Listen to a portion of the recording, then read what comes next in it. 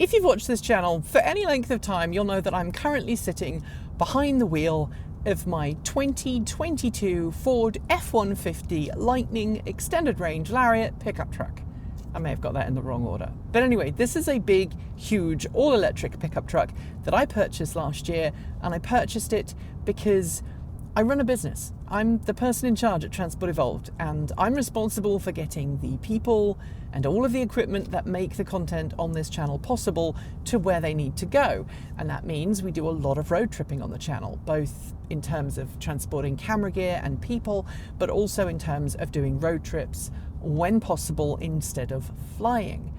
And so we needed something that was capable of hauling all of our gear, as well as hauling all of us long distance, had a pretty decent recharge time, and could be pressed into service in other duties. This is our camera truck. When we are filming a car review, Em sits in the back seat with a special rig, and all of those fancy shots that you see when we're doing car reviews, they're all filmed by this pickup truck with Erin behind the wheel, Em in the back, and a radio between us and them.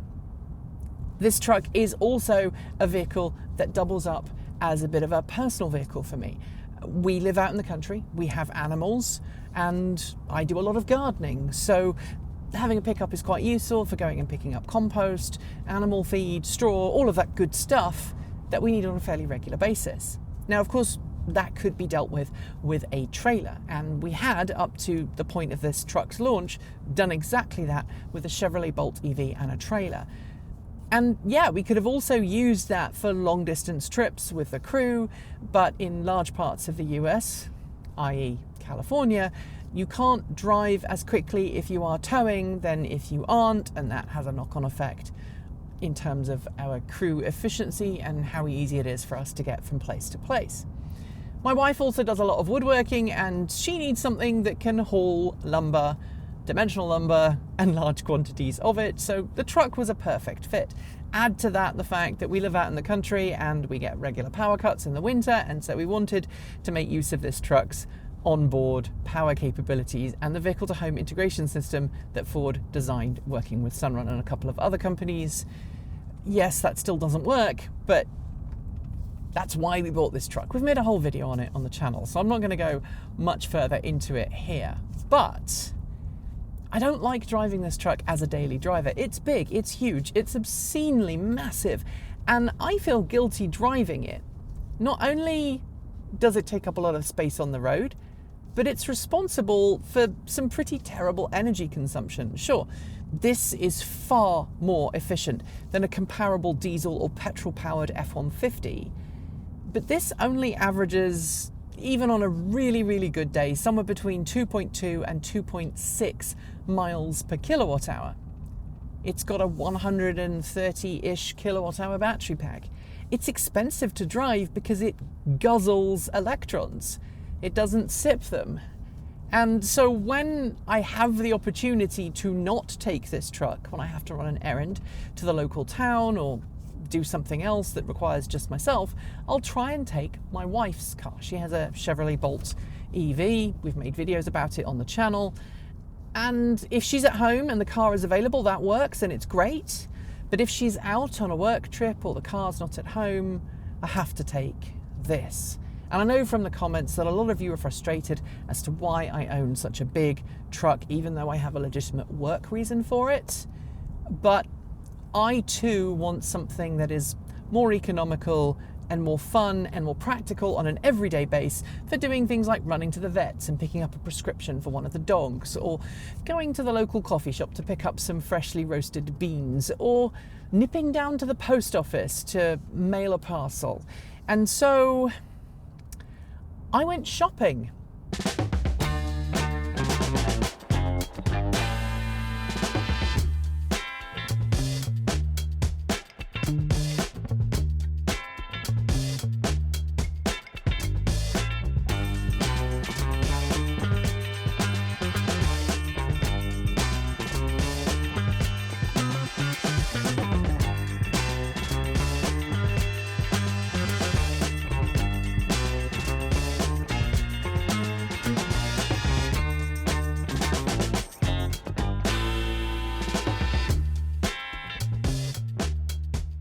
This is a Vectrex VX1, a maxi scooter from 2007.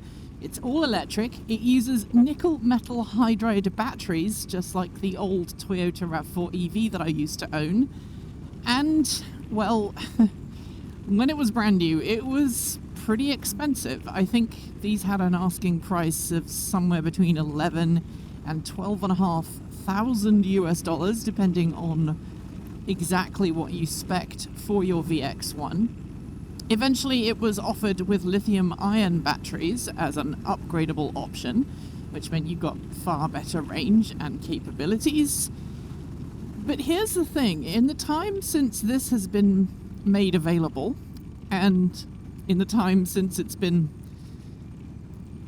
gently loved by people around the world, the Vectrex VX1 has become a bike that has been quite well supported by the third-party enthusiast community.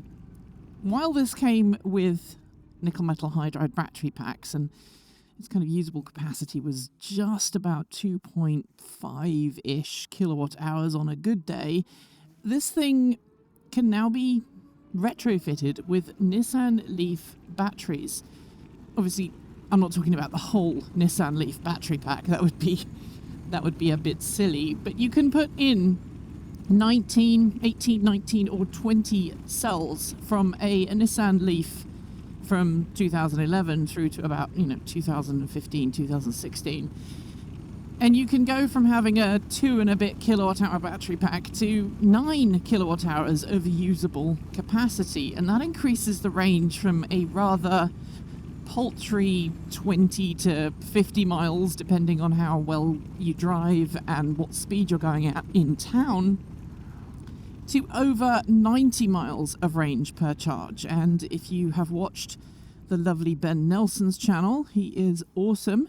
He's actually done a Vectrex conversion to lithium ion using Nissan Leaf battery cells. So I'm not doing anything unusual by buying a nickel metal hydride Vectrex VX1, and I'm going to put Nissan Leaf battery cells in it. Now, I would love it if I could get some help to finance those battery cells, and I will probably do something with a sponsor maybe to try and get those battery cells. But right now, the VX1, which by the way I've decided to call Hemmer after the Star Trek and Dorian, it actually works really well. I purchased it a couple of weeks ago for $800 US dollars, which is a significant saving on the as new price, and it has just over 5,000 miles on the clock. I had to add in obviously insurance and registration fees. You register it just like any other motorcycle, and there you have it. It's a very rideable, usable motorcycle, or maxi scooter to give it its proper name. Now, one of the things that's rather impressive about this particular scooter in terms of its age is that it actually came as standard with regenerative braking. And I've chosen this route, by the way, to show that this is actually really quite stable on loose gravel. Obviously, this is a big, heavy bike. It's about 500 US pounds, which is what, 220, 230 kilograms without a rider. You add the rider on top and it actually becomes quite a heavy motorbike. But it's still pretty maneuverable, and as long as you don't open it up when you're going over the loose gravel, and as I'm doing right now, you ride the rear brake just as you would on a gas bike, you can ride it on loose gravel without having any problems whatsoever. Now, after I'd paid for the insurance and obviously the registration and everything else, this has probably cost me about $1,500, maybe, something like that. And I'm not too bothered by that price, because for that price, it's a great around town runabout. Of course, I live out in the country, which means this is going to get pushed to its absolute limits. But never mind, because it's still a really good choice for me. My local town is probably about 5 or 6 miles away, depending on which part of town I'm going to, kind of 8 for the more distant parts. But I can ride this into town, pick up whatever I need in an emergency and get back home. I can also get to the nearest big city. I don't consider the town that I live near a city. I consider it a town in terms of size because I'm British. But in terms of range to the nearest town, I've got enough range that I can get into, say, Beaverton or Hillsborough. Would be a one-way trip, and I could charge up there and then head back. This maxi scooter came with a 110 volt charge cord as standard. It's not a very powerful charger. It's about 1.6 kilowatts in its standard form. But because that battery is so absolutely minuscule in its stock form, it's really quick to get it to recharge again. And as you see right now, in terms of speed, I don't know if you can see the speedometer, but it has primarily the speed in kilometers per hour rather than miles per hour, which obviously I live in a country that uses miles per hour, not kilometers per hour, so I have to remind myself of that on a fairly regular basis. But it's got a top speed at the moment of about 100 kilometers per hour, which is about 62 miles per hour. It goes without saying that riding at that speed will dramatically affect your range, but that's true of any electric motorcycle, or in fact any motorcycle. If you're riding at higher speeds, you have the aerodynamic qualities of a brick, so you have to be mindful of that if you want to get a decent amount of range. And I've already played with this, and I know that I need to be able to get up my hill. I need a certain amount of range in the battery pack, and I'm fairly confident that it can do that now.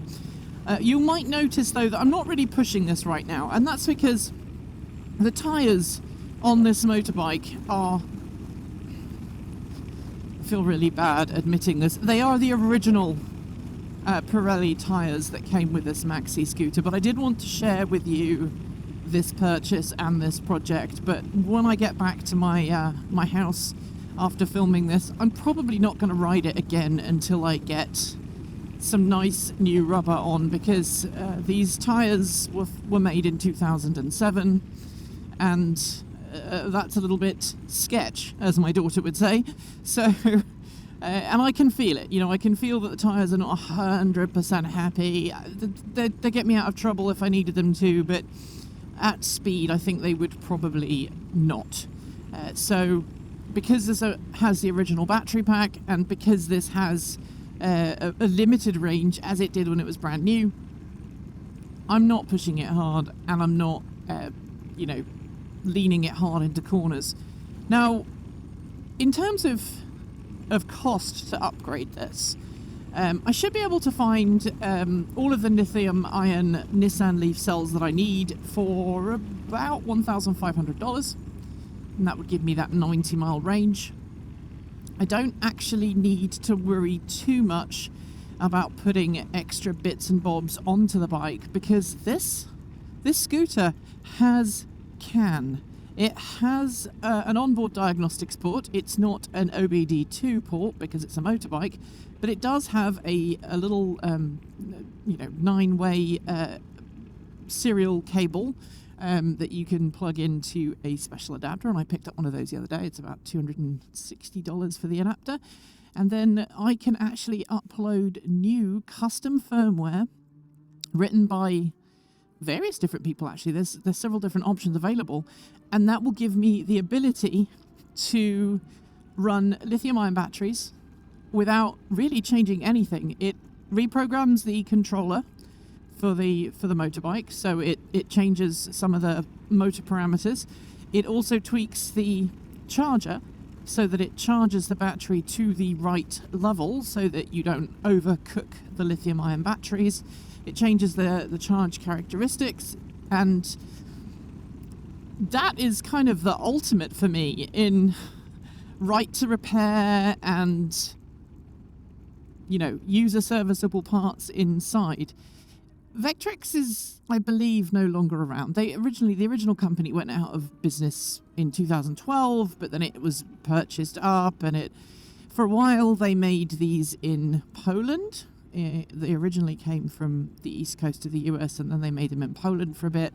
I think that shop has now closed down, but there's plenty of spare parts available, and you can buy these online.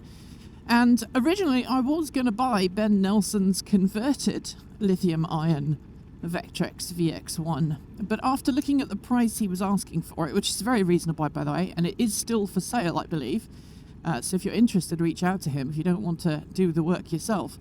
But because he is so far away, he's in Wisconsin and I'm in Oregon, the costs associated with me, taking the truck all the way to Wisconsin to pick it up just made it pointless for me to go do. And so I decided to keep my eyes open for one nearby, and this one popped up in Seattle. So a couple of weeks ago I got up really early in the morning, I got behind the wheel of Adira Tal, and I drove north of Seattle, almost to the Canadian border in fact, and handed over $800 for HEMA.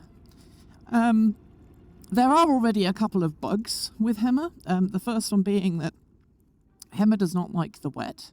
This maxi scooter has thermistors in the battery pack because nickel metal hydride batteries cannot be allowed to overheat because they'll go into thermal runaway, and that can cause nasty things to happen. And the thermistors are very, very sensitive to moisture, and over time the original waterproofing compound that kept them from being damaged by moisture has kind of started to deteriorate. And now if you get a lot of water into the battery pack, or just moisture really, it doesn't have to be a huge amount of water, just moisture, humidity into the battery pack, it causes the thermistors to short, and that causes the charger on the bike to go, no, I'm not charging because I don't want to cook your batteries. And so I had to sit this under my veranda for a day to let it dry out before it would start charging again, which is fine. When I do the lithium ion upgrade, I won't have to worry about that because the lithium ion batteries do not need a thermistor. The leaf cells, I've been told, also I shouldn't have to worry too much about getting a battery management system to it, but I probably will because I've had bad experiences in the past of not having one and then doing bad things to the pack. So that's it. That is HEMA. That is my project vehicle. Am I disappointed it's not an actual motorbike? A little. I prefer motorcycles to scooters, always have. I prefer using my right foot as a brake rather than my left finger because I've grown up riding motorbikes and my left fingers are for use of the clutch, nothing else. But I'm adapting pretty quickly. The riding position is really comfortable. It's got adjustable shocks. It's got 20 kilowatt peak output from the motor, which is an in-wheel motor. That's pretty good. It's got good Brembo brakes, although again, just like the tyres, they're a little old and they need flushing and servicing, so I'll be doing that myself in the coming weeks. And I'll be telling you all about it on this channel.